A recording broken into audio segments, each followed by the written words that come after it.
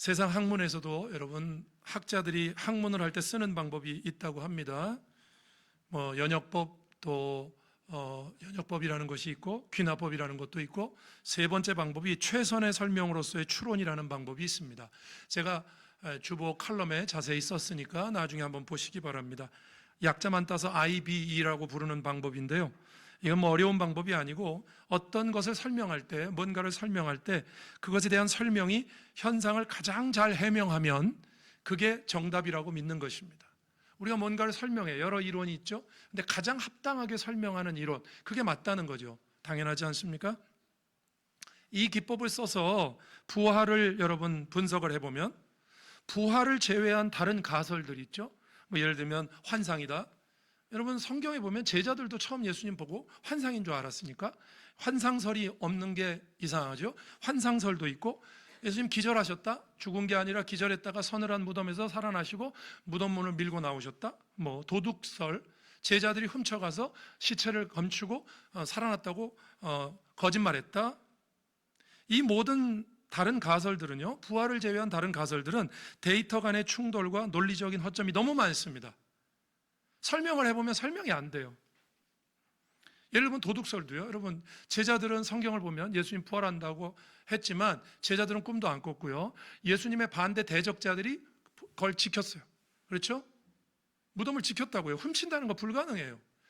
예수님이 깨어나서 무덤을 열고 나오셨다고요? 그 돌은 혼자 밀고 나올 수 있는 돌이 아닙니다. 반면에 여러분 실제로 예수는 부활했다, 이걸 가설이라고 생각해, 우리는 확실하게 믿지만 가설이라고 생각해 보십시오. 이 가설은 제자들의 변화와 순교와 빈 무덤과 교회의 폭발적 성장이라는 모든 데이터를 완벽하게 충족시킵니다. 주님이 부활하시지 않았다면 제자들의 순교 연결이 안 되는 거죠. 제자들의 변화를 여러분 무슨 집단 최면이나 환상으로 치부하기에는 그들이 겪은 박해의 강도와 순교의 일관성이 너무도 정교하다 이거죠. 부활은 그래서 여러분 증명이 필요한 신화가 아니라 이미 일어난 사건인 줄로 믿으시길 바랍니다. 세상의 학문으로 분석을 해도 부활은 부활 외에 다른 가능성, 모든 증거가 부활을 가리키고 있기 때문에 부활 외에 다른 가설들은 오히려 말이 안 돼요. 예수님이 부활했다라고 말해야 모든 정황이 맞습니다. 그렇다는 얘기입니다. 지금 말씀이. 여러분 때문에 우리가 오늘 부활절을 지키죠. 부활절은요, 어떤 느낌적인 기념일이 아니라 실제 일어난 사건인 줄로 믿으시길 바랍니다. 우리가 이 부활절을 이렇게 기념일로 지키는 거잖아요.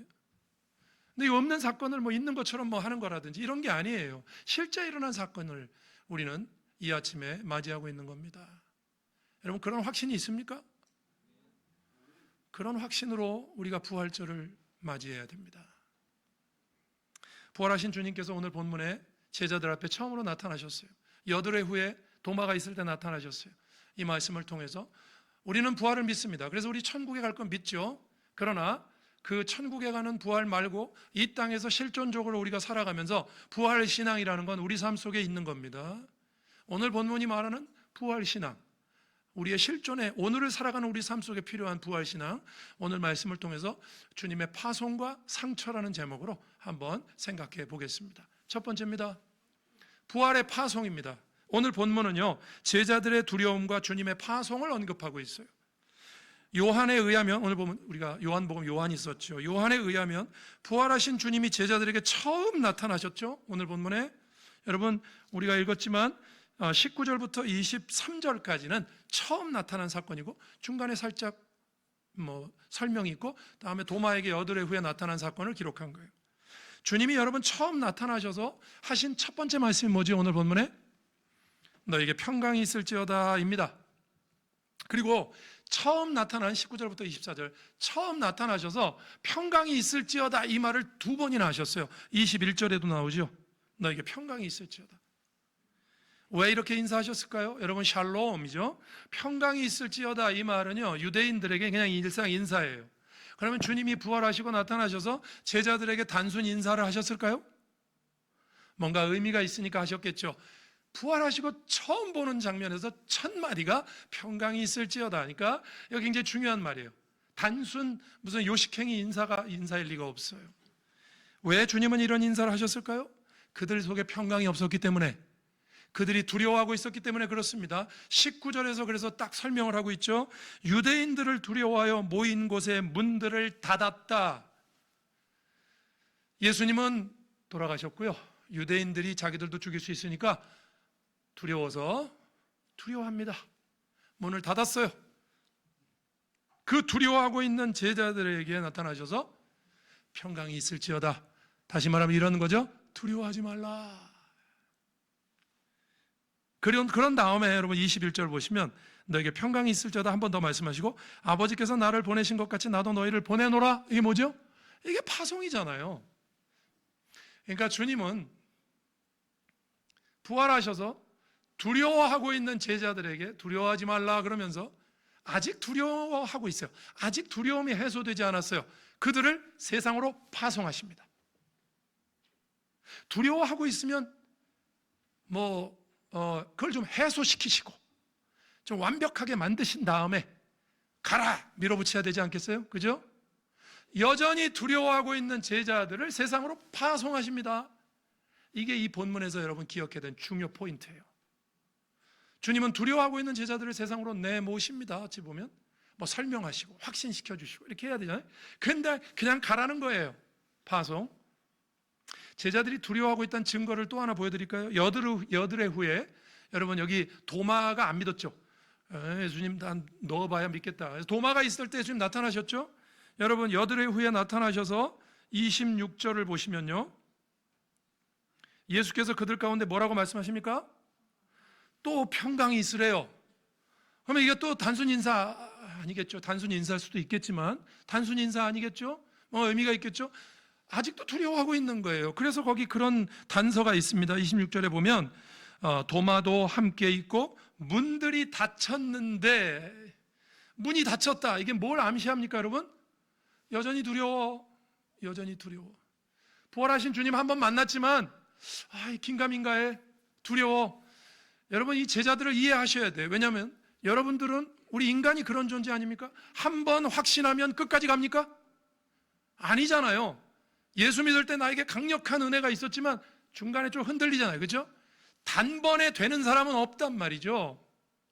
제자들도 예수님을 봤지만 환상 아니야? 진짜 맞아? 제자들은 여전히 두려웠다고요. 그래서 두 번째 나타나셨을 때 또 그래요. 평강이 있을지어다. 두려워하지 말아라. 여전히 그들은 두려워하고 있었어요. 그래서 본문에서 분명한 건 두려워하고 있는 제자들의 두려움이 아직 해소가 되지 않았는데 주님은 그들을 파송하신다. 이겁니다. 두려움, 파송, 두려움. 두려움이라는 샌드위치 가운데 파송이 있어요. 두려워하고 있는 자들을 파송하셨다. 여러분 다 준비되고 극복된 자들을 파송하시고 쓰시는 것이 아닙니다. 여러분 우리가 하나님의 일을 한다 그러면 우리가 다 돼서 하는 사람 보셨어요? 없어요. 주님은 인간 사용 설명서를 제일 잘 아시죠. 인간이 어떤 존재인가 아시죠. 여러분 한 번에 해소한다고 단번에 다 해소가 됩니까? 여러분 신앙은 모든 것이 단번에 극복되거나 해소되지 않는다는 걸 누구보다도 주님이 아시잖아요. 잘 아시잖아요. 부활이 그런 거 아니에요 여러분? 저는요 역설적으로 이 제자들의 모습을 보면서 부활을 믿습니다. 무슨 얘기냐면요, 제자들의 반응을 보면 부활이 오히려 믿어져요. 제자들이 못 믿잖아요. 한 번 봐도 두려워하고 두 번째 봐도 두려워하고. 그래서 주님이 금방 하늘로 올라가시지 않고 40일을 이 땅에 계시면서 한 10번에서 12번 정도 성경에 계산해 보면 제자들에게만 나타나세요. 승천하시지 않고. 왜 그러셨을까? 주님이 이렇게 안 하셨어요. 이것들이 한 번에 못 믿어? 이렇게 안 하셨어요. 한 번에 안 믿어져요. 여러분 우리가 이렇게 말하기 좋아서 부활이지. 여러분 우리가 그러잖아요. 세상에서 어떤 소식을 들을 때 깜짝 놀란 소식 들으면 그런 일이 있었다고? 나를 한번 꼬집어 줘봐. 안 믿어지면 이런 거 하시죠, 그죠? 안 해요? 하잖아요. 나를 한번 꼬집어 줘봐 이렇게 하잖아요. 세상의 일들도 못 믿어지는 일이 많은데 여러분 죽은 사람이 살아났다는데 믿어지겠습니까? 여러분 눈앞에 나타나면 믿으시겠어요?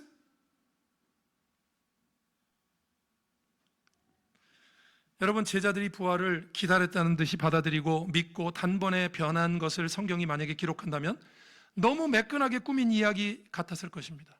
저는 그래서 성경을 안 믿었을 거예요, 아마. 성경의 제자들의 부활에 대한 반응이 뭐냐? 못 믿어요. 놀라요. 이게 정상 아닙니까? 그냥 기다렸다는 듯이 주님 부활하셨네. 나 이제 안 변할게. 나 이제 쭉 갈게. 거짓말이죠. 그러면 오히려 거짓말 아니에요? 저는 오히려 이 제자들의 이 반응 때문에 부활이 사실인 걸 믿어요. 부활을 보고도 즉각 변하지 않는 제자들의 모습이 오히려 복음의 진실성을 보여준다고 생각하지 않으십니까? 여러분, 마가복음에 보면요, 부활의 기록이 그래요. 처음에 이제 여러분, 예수께서 부활하시고 빈 무덤이 있고 여자들이 제일 먼저 뛰어갔죠, 그죠? 근데 여자들이 그 주님의 부활을 보고 난 다음에 반응이 어땠느냐? 마가복음 16장 8절 한번 보여주시죠. 요걸로 끝나요. 여자들의 반응이 이거예요. 여자들이 몹시 놀라 떨며 나와 무덤에서 도망하고 무서워하여 아무에게 아무 말도 하지 못하더라. 이게 다 뭡니까? 이 말이 못 믿게 된 거예요. 너무 두려운 거예요. 여러분, 부활 그러니까 주님 할렐루야, 주님의 부활을 믿습니다, 기다렸다는 듯이 그랬을 것 같습니까? 제자들이? 여인들이? 아니에요. 너무 두려운 일이에요. 아무 말도 못하고 도망치는 것으로 끝납니다. 이것이 부활을 경험한 인간의 정상적인 반응이죠. 할렐루야 찬양이 터져나오는 뻔한 결말이 아니에요.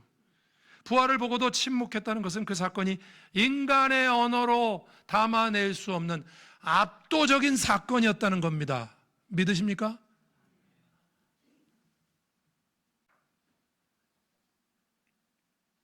혹시 여러분, 우리는 부활을 너무 가볍게 축하하고 있지 않습니까? 부활절 그러면 주님 부활하셨지, 그래 우리도 부활할 거야.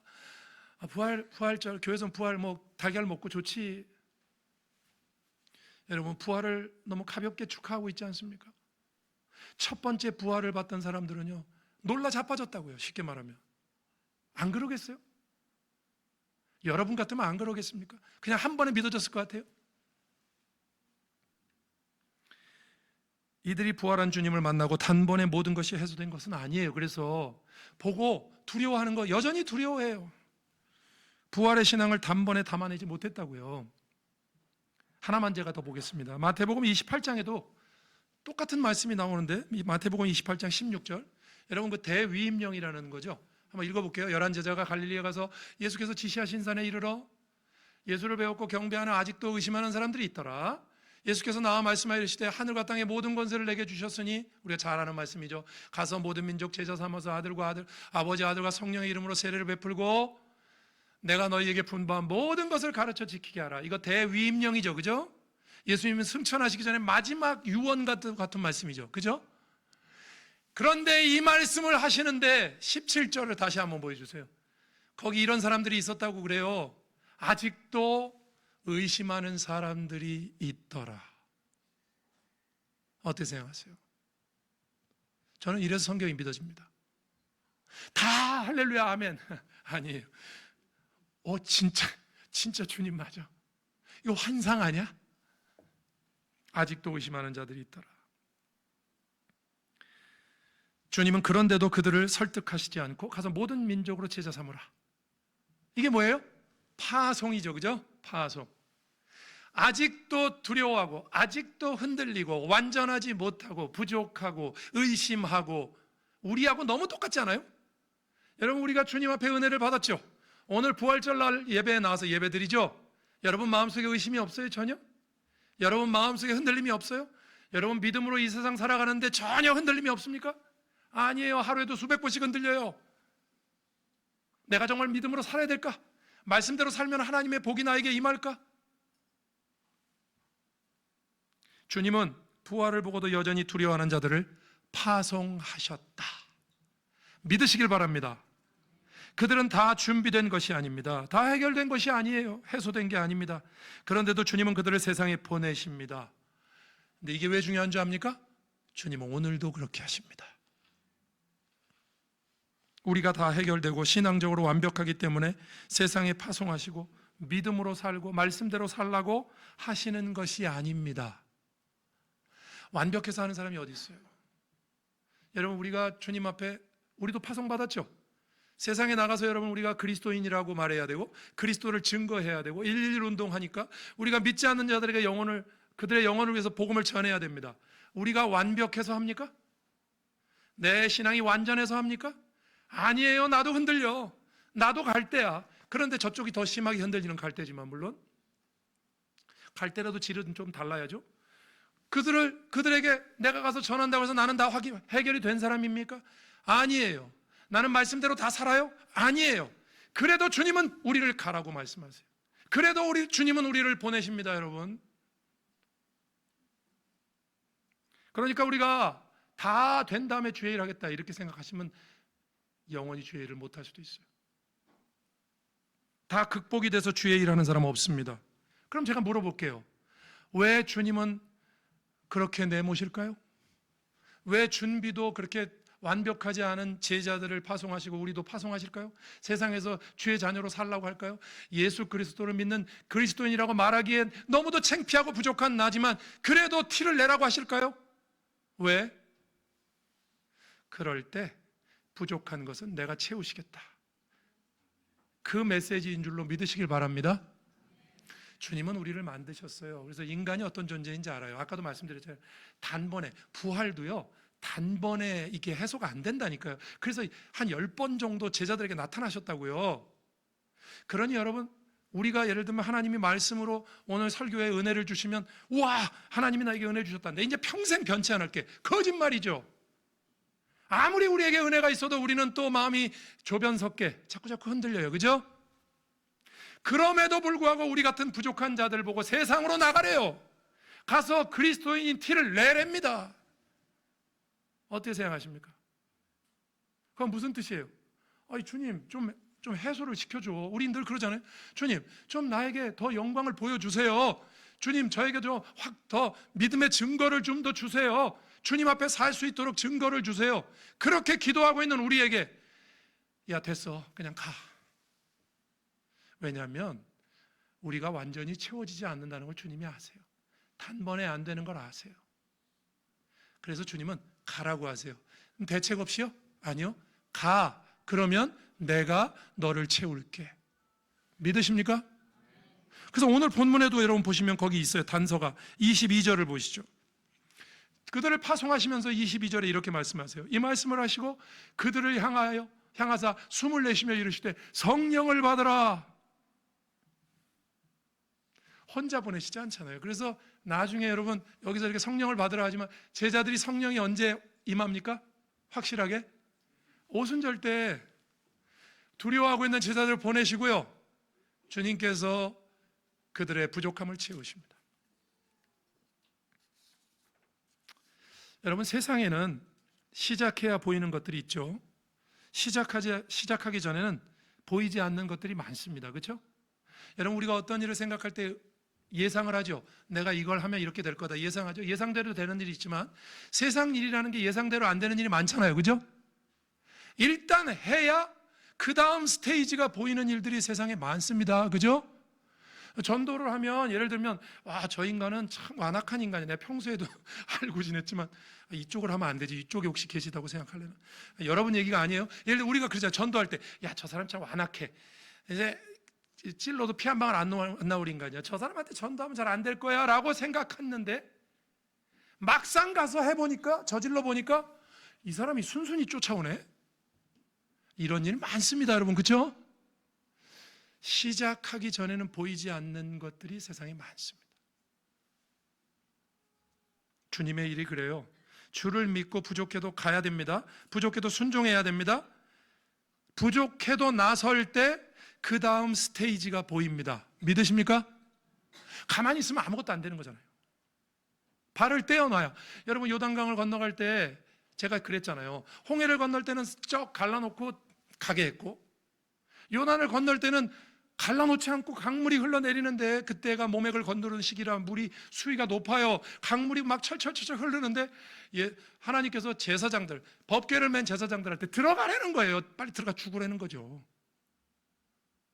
제사장들이 이렇게 말할 수 있잖아요. 아니, 홍해 때는 갈라놓고 들어갔잖아. 이번에 좀 갈라줘. 들어가래요, 무조건. 그냥 발을 딱 담그니까 어떻게 되죠? 그 다음 스테이지가 보이잖아요. 강물이 열리잖아요. 신앙은 완성된 후의 행진이 아니라 순종하며 완성되어 가는 과정인 줄로 믿으시길 바랍니다. 주님은 준비된 자를 쓰시는 것이 아니라 보내신 후에 준비시키십니다. 믿으십니까? 여러분, 그래서 우리는 오늘 이 말씀은요, 우리를 향한 말씀이에요. 여러분, 우리도 부족해도, 만족스럽지 않아도, 여러분의 삶이 만족스럽지 않고 우리가 부족해도 항상 주의 말씀에 순종하고 여러분 그분 앞에 발을 내딛어야 됩니다. 믿으십니까? 그럴 때 하나님의 영광을 보실 줄로 믿습니다. 그런 메시지가 우리의 실존을 향한 부활의 메시지입니다. 주님은 두려워하는 자들을 파송하셨다. 우리도 그렇게 하신다. 두 번째입니다. 이번에는 부활과 상처입니다. 여러분, 보통 부활하면 완벽하고 흠없는 상태를 떠올리죠? 예수님의 부활체에는 십자가의 못자국과 창자국이 그대로 남아 있었습니다. 그렇죠? 우리가 아까 읽었죠? 상처가 그대로 남아 있었어요. 그래서 제자들에게 보여주셨어요. 도마에게는 와서 만져보라고 하셨어요. 넣어보라고 하셨어요. 그죠? 여러분, 부활하신 주님이 그 상처를 싹 삭제하시고 깨끗한 몸으로 나타나실 수 있죠. 그죠? 근데 왜 상처를 그대로 갖고 나타나셨을까요? 이유가 뭘까요? 물론 제자들이 믿게 하시기 위해서, 야 봐라, 뭐 깨끗하게 나타나면 그렇지 않아도 환상이라고 그러는데 제자들이 안 믿을 거 아니에요. 그러니까 봐라, 못자국, 창자국, 내가 바로 죽었다가 살아났다. 제자들을 믿게 하시기 위한 시각적인 증거 때문에도 그렇게 하셨지만 제가 생각할 때 그거 이상의 의미가 있다고 생각해요. 그 의미는 이런 거죠. 예수님을 죽인 그 상처가 더 이상 죽음을 의미하지 않는다는 걸 보여주시기 위해서. 믿으십니까? 여러분, 요한복음 19장 34절에 보면 이런 말씀이 있어요. 그중 한 군인이 창으로 옆구리를 찌르니 곧 피와 물이 나오더라. 주님의 창자국은요, 죽음을 상징해요. 창을 찔러가지고 주님이 죽었는 거 확인했잖아요. 거기다가 넣어보라는 거 아니에요? 도마보고. 근데 그 상자국을 그대로 갖고 오셨어요. 왜? 제자들에게 부활의 증거를 보이시기 위해서. 맞습니다. 또 한 가지는 나를 죽게 만들었던 이 상처가 더 이상 상처가 죽음의 상처가 아니라 영광의 상처다. 승리의 상처다. 믿으십니까? 더 이상 이 상처는 나를 죽게 만들 수 없다. 그것을 보이시기 위해서 그렇게 하신 줄로 믿으시기 바랍니다. 여러분, 우리도 마찬가지예요. 우리를 위해서 하신 거거든요. 예수님을 믿는 성도가 이 세상에서 살면서 상처와 아픔을 받습니다. 그죠? 여러분, 우리가 주님 뜻대로 살아도 우리에게 상처도 있고 아픔도 있고 어려움도 있으시죠? 그러나 여러분, 이렇게 생각하시기 바랍니다. 내가 주님을 믿고 따를 때 세상은 나에게 상처도 남기고 상처기도 남기고 나에게 아픔도 남기고 흔적도 남길지 몰라요. 그러나 그 상처는 나를 죽게 만들 수 없다. 믿으십니까? 나를 멸망시킬 수 없다. 믿으십니까? 주님이 그것 때문에 상처를 갖고 나타나신 거예요. 제자들 앞에. 더 이상 이 죽음의 상처는 죽음의 상처가 아니라 영광의 상처다. 바울이요, 갈라디아서에 보면 내가 예수의 흔적을 가졌다 그랬죠. 그죠? 기억나죠? 예수님 때문에 매맞고 상처 있고 그거 예수의 흔적이라고 그랬어요. 자랑했어요. 고린도후서 12장에서 그는 자기의 약한 거, 그게 간질인지 안질인지 모르지만 자기의 약한 걸 자랑했어요. 어떻게 자기의 약점과 자기의 부족한 걸 자랑할 수 있습니까? 더 이상 이것은 약점이 아니다. 예수 그리스도를 드러내는 증거다. 믿으십니까? 성도가 세상에서 당하는 그 어떤 어려움도요, 어려움이 되지 않음을 보여주신 것입니다. 이게 부활신앙입니다. 여러분, 주님을 위해 살다가 상처와 어려움이 있으십니까? 주의 말씀대로 살다가 여러분에게 고난이 있습니까? 그것은 여러분을 괴롭힐지 모르지만 절대로 망하게 할 수 없음을 믿으시기를 바랍니다. 그 상처와 아픔을 이기실 주님을 바라보고 세상 앞에 자랑해야 돼요. 그 상처는 더 이상 나를 죽게 만드는 상처가 아니고 더 영광스러운 상처라고요. 여러분, 일본에서는 도자기가 깨지면요, 우리나라는 도자기 깨지면 버리죠. 아무리 비싼 거라도 버리죠, 우리나라. 그죠? 모르겠네. 조선 백자 이런 거는 또 때울지 모르겠는데 하여간 때우면 소용이 없잖아요. 버리죠. 일본에서는요, 도자기가 깨지면 그 도자기를 붙입니다. 킨츠기라는 기법이 있어요. 들어보셨습니까? 몰라야 내가 신나지. 여러분도 모르는 걸 내가 알고 있다. 이렇게 킨츠기라고 그런 기법이 있어요. 이게 뭐냐면 깨진 도자기 조각들을, 비싼 도자기면 그냥 버리는 게 아니라 붙이는 겁니다. 근데 그냥 붙이는 게 아니라 그 갈라진 틈을 금으로 메꾸는 기법이에요. 수리가 끝난 도자기는 깨지기 전보다 훨씬 화려하고 아름다운 금빛 선을 갖게 됩니다. 벌써 검색하는 분 계실 거야 아마. 킨즈기 해가지고 인터넷에 나중에, 지금 하지 말고요, 나중에 검색해 보세요. 그러면 이게 도자기인데 깨지니까 그냥 콱 깨졌을 거 아니에요. 이렇게 예정하고 깨진 게 아니잖아요. 근데 거기를 금으로 이렇게 해가지고 떼었으니까 너무 아름다워요. 그것 자체가 더 아름다운 작품이다 이거죠. 그래서 그들은, 일본 사람들은 깨진 도자기를 그렇게 살린답니다. 수리가 끝난 도자기는 깨지기 전보다 훨씬 화려하고 아름다운 금빛 선을 갖게 되고요, 오히려 깨지기 전보다 가치가 더 올라간답니다. 그 비슷한 제품들 많은데 그렇게 깨지고 그렇게 생긴 건 그거밖에 없잖아요. 희소성이 가치를 결정하잖아요, 세상은. 여러분, 무슨 얘기입니까? 오히려 상처를 아름다움으로 드러내는 일본 전통 수리 기법이에요. 깨졌다는 건 상처잖아요. 근데 그게 예술이 되는 거죠. 저는 주께서 상처를 가지고 우리에게 나타나셔서 상처를 보여주신 이유도 그것 때문이라고 생각합니다.